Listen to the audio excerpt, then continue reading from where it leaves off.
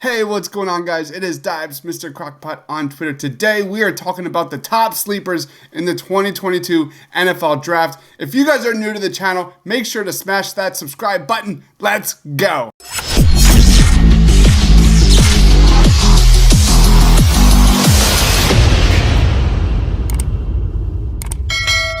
Starting off, I've got two day one sleepers led by my man Christian Watson. An interesting name that has been generating buzz is Christian Watson. This is a 6'4" burner that can create separation on all three levels of the field.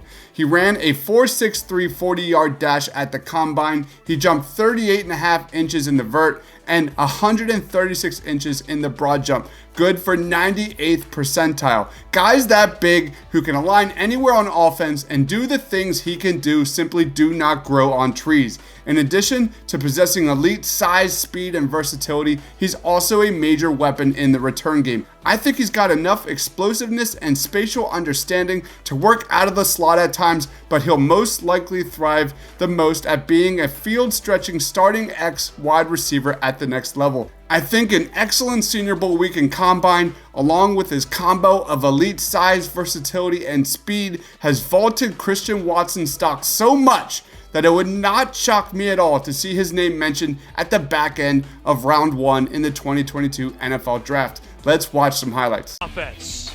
The toss on the jet sweep to Christian Watson. Look out! There he goes!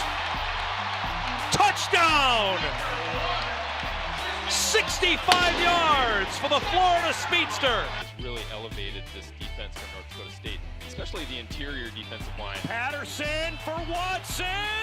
He's got it. See you later for the Tampa Tornado. Touchdown. After the big return from Price and a little end around here into Christian Watson. Makes a man miss. Still down the sideline. Christian Watson is going to go for a touchdown.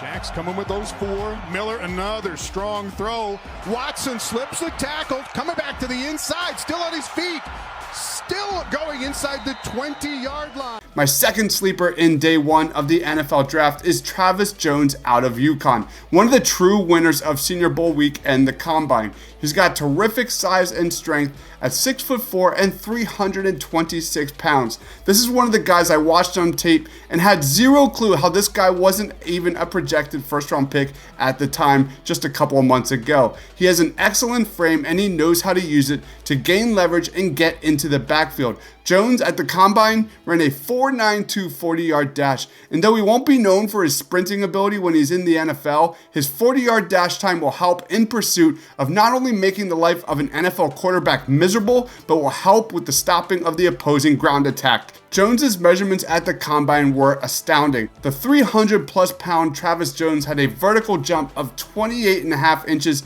and a 20-yard shuffle of 4.58. This is a plug-and-play run blocker from the jump and one of the biggest risers in this year's draft. Let's watch some highlights of Travis Jones. Morris at Louisville.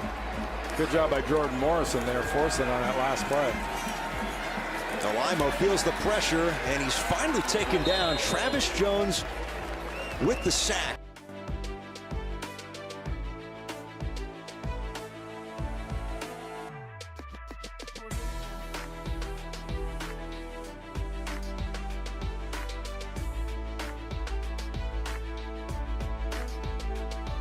From the 22 for Purdue. Go with Downing again, and from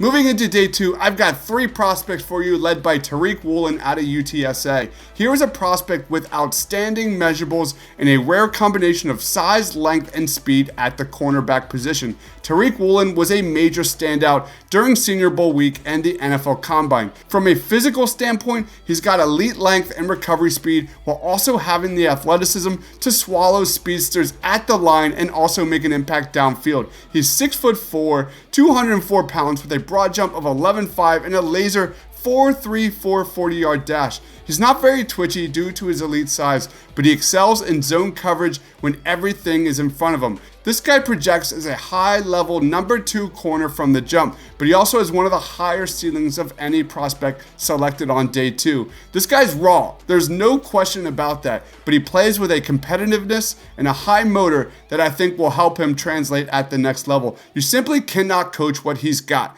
Most people saw him as a day 3 guy just 2 months ago. This is now a day 2 selection, and Tariq Woolen is one to look out for. Let's watch some highlights.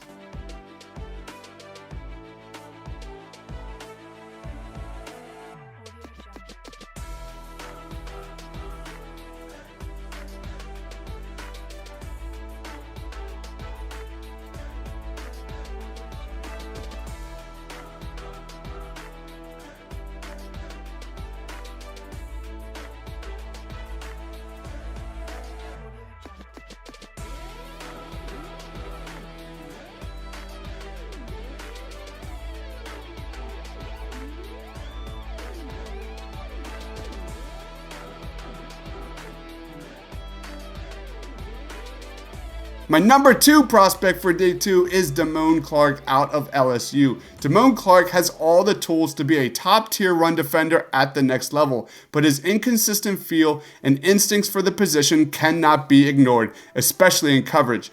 When he's playing downhill, DAMONE Clark looks like one of the most dominant linebackers in the class. This is a prospect who thrives going north to south just as much as he does going sideline to sideline. He played a lot of salmon edge while at LSU, which I think is something NFL teams should really hone in on for Clark from the jump. His ability to get to the quarterback on 3rd and longs should be immensely valuable, but his lack of coverage value and lack of lateral agility are certainly there. Clark's draft stock is currently rising due to his 4.57 40-yard dash, 36.5-inch vert, and 10'7" broad jump during the combine. He'll need to be coached up in terms of improving his play recognition and reaction skills. However, if you put this guy in the right scheme, DAMONE Clark could be an absolute beast from year 1 in the NFL. He was a mid-round pick before the combine. I would not be shocked at all to see him off the board sometime on day 2. Let's watch some highlights. Now 2nd and 10. LSU defense swarms Nichols, and he Play's not perfect. 2nd and 6, and tackled for a loss was Bigsby. DAMONE Clark. Richardson under pressure again, just lofts it up, and it is intercepted by DAMONE Clark. Pumps one way, wanted to go out in the flat to Parrish and can't, and now he's going to get dragged down way back at the 29 by Clark. Yeah, it was one of those problems. Really can only happen in this conference. They have not been able to get Robinson going, and that's because DAMONE Clark came to play tonight. Jefferson taken down in the backfield. A sack by DAMONE Clark. LSU turns him over on downs. My last guy to watch out for on day 2 is Troy Anderson. Talk about one of the biggest hidden gems and Swiss Army knives in the entire draft. Here's a prospect who could potentially play almost anywhere on the defense. I think Troy Anderson projects best as an eventual starting linebacker at the next level. He is still relatively new to the position and might need a season as a nickel linebacker first. However, the raw materials are all here, and he'll need a little time in development to learn how to use them. This is an insanely smart prospect, a former quarterback with an incredible football IQ and near elite size profile, along with the explosiveness, fluidity, and range to be a nightmare in the box. Couple this with his ball skills, versatility, and pass rushing upside, the ceiling for Troy Anderson could be among the highest among the linebacker class. This is a positionless football prospect who should have zero difficulty finding his place in the NFL. I would not be shocked at all to hear this guy named during day 2 of the draft. Let's watch some highlights. Hold up. It's Oladokin giving to Davis, and he is stoned. Testament to the 3rd and 5. Sam Houston is 0 of 5 on 3rd down. Schmidt cannot turn the corner. Troy Anderson. Shift right to left. Humphrey heat right up the middle, and down he goes. Troy Anderson. At those sharp legs, as this time they'll go outside and the ball's loose. It's on the ground. Bobcats have it. Which is first or fewest, I guess, in the Big Sky. Here goes Anderson. Stays on his feet. It's a foot race. You know who's winning that one.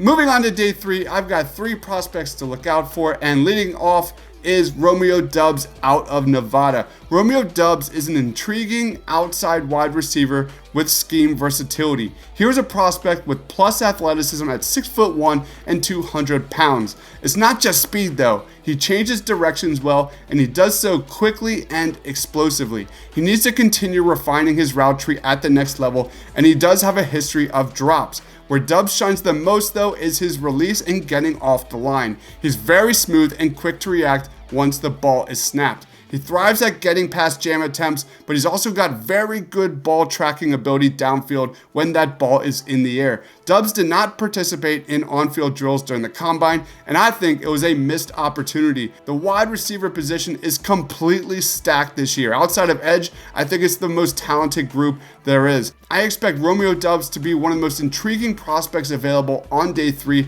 and a guy with one of the biggest ceilings in that rounds 4 to 5 range. Let's watch some highlights. Plays there in the book for 2nd down and 20. Adam Plant in his face. Doubs end zone, leaps to make the catch. Touchdown, Nevada. I stand corrected. There's one play. Throw it up to Doubs and let him go get it. Got another one-on-one shot up top if you want it. Blitz comes.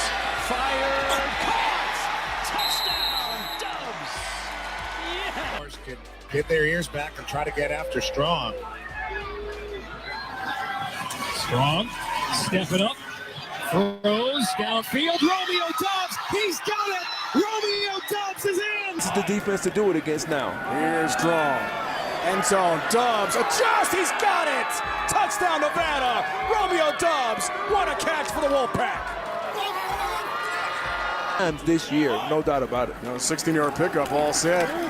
Strong wants it all. Deep ball for Doubs, who adjusts, who's got it.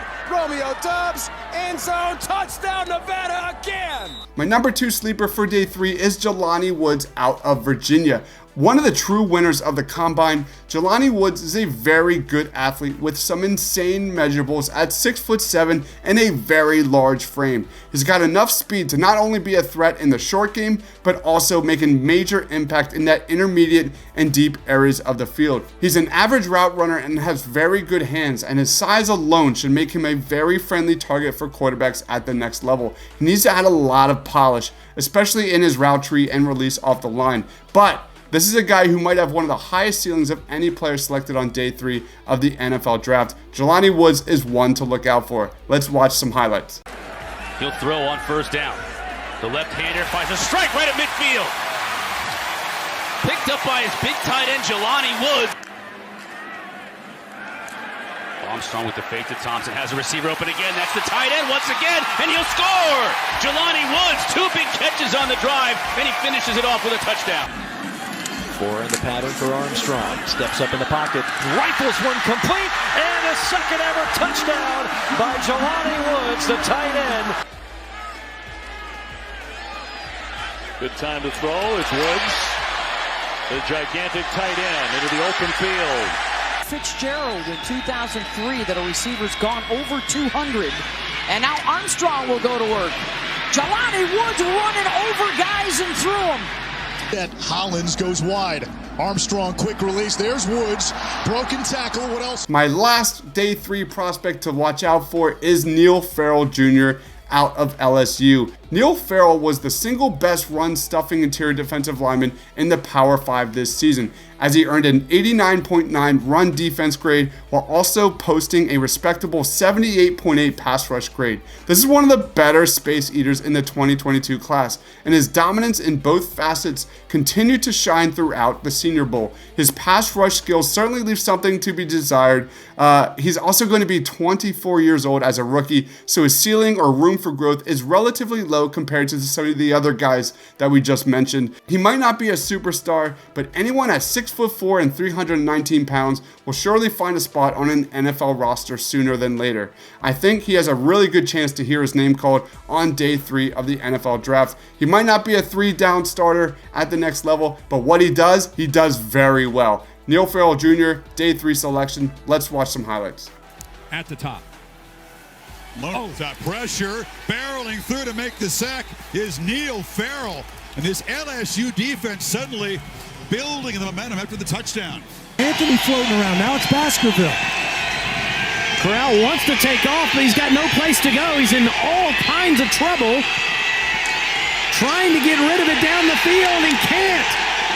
What a big loss. Neil Farrell with the sack. So those are my top sleepers of the 2022 NFL Draft. Did I miss anyone? Let me know down in that comment section below. Please sure to subscribe here at The Painted Lines. Follow me on Twitter at Mr. Crockpot. Thank you everyone for watching. Stay awesome.